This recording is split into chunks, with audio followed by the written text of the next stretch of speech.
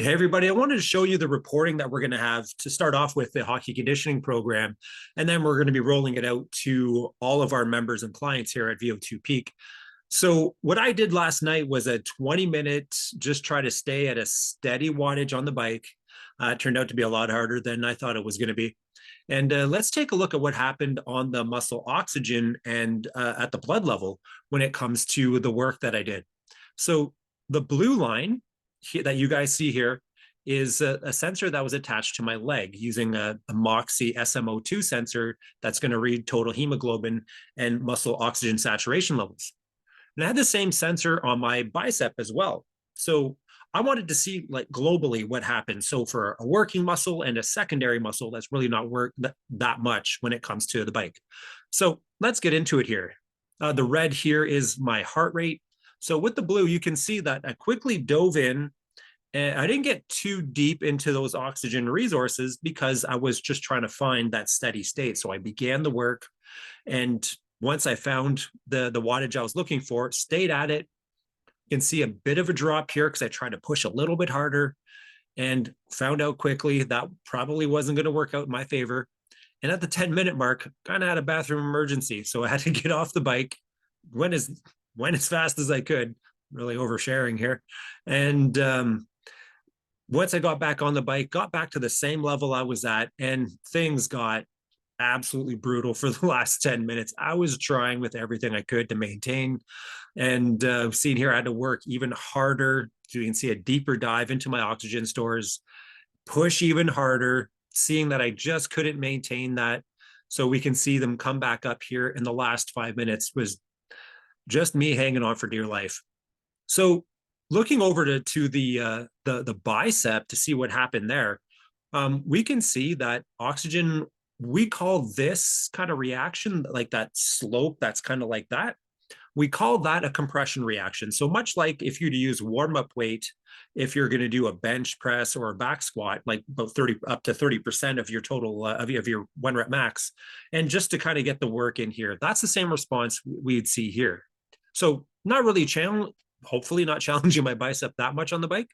And we can see it slow and steady, kind of increasing here.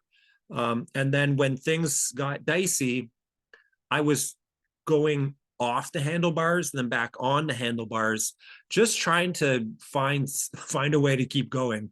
I was not in good shape.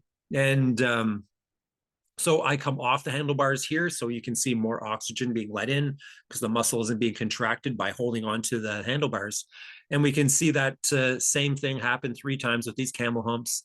And then just, as I mentioned, hanging on for dear life just to finish it.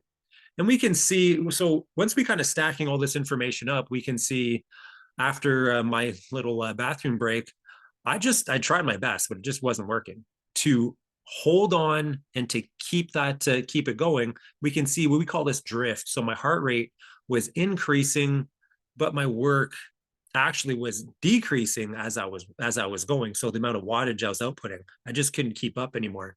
And it started to dive a little bit, not a lot, but frustratingly a little bit.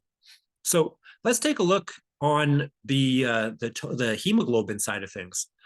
So the purple one here, that was the bicep, and the green, that was the one that was on the working muscle of my leg when I was on the bike. So staying with the working muscle, we see that quick little dive here. So that's my muscles contracting enough to not allow as much blood in because they started to work. They really weren't before. So it was allowing more blood to flow more freely. And we can see that the work involved in that muscle was as flatline as I could, bathroom break, and it continued there. And you can see things got real ugly at the end.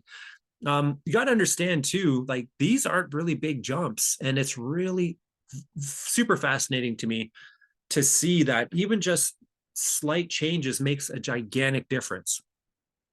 So to see, especially near the end where I was giving it all I got, which wasn't much on the end.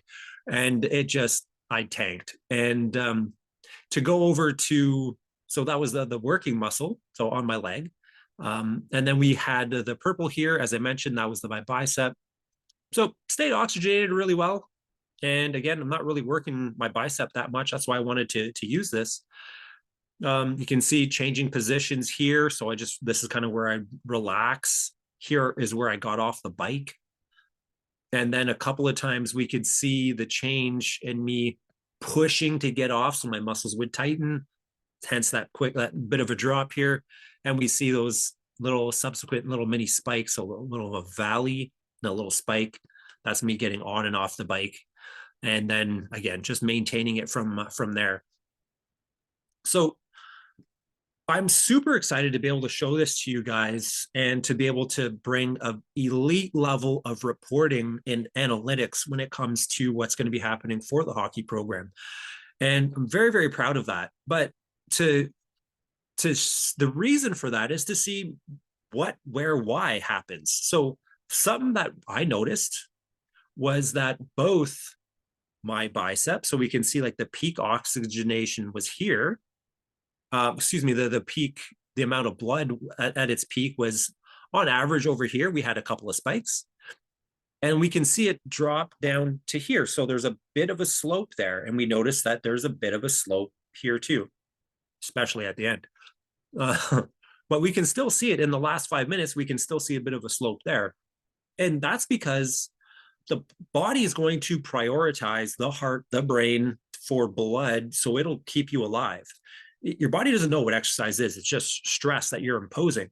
So it's going to grab resources and it's going to try to do its best to keep you alive. So my heart rate was on average 149 beats a minute. So that's, for that period of time, not that it's a long time, but your heart rate is really pushing. So it's got to keep finding resources to be able to keep getting blood. So we can see from especially the bicep where we can see a pretty good trend there for it to begin its downward travel, where it was grabbing those resources from the peripheral muscles, so like a secondary muscle, limbs that wasn't really using, pulling that blood resource to be able to keep whatever's going. So especially the heart and the brain. So really cool to be able to see that kind of stuff in real time and to quantify things.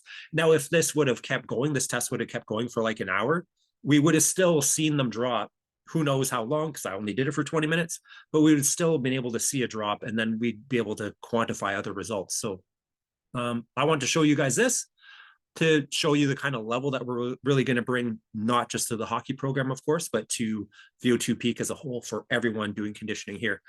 So any questions, comments, drop them down below. I'd love to be able to chat more about this kind of stuff and exactly what we can do for you as an athlete, or if you are a coach or a parent, how we would be able to better suit your young athlete. So that is it. Hope you guys have an amazing day. Any questions, fire them down below. That's it. I'm out.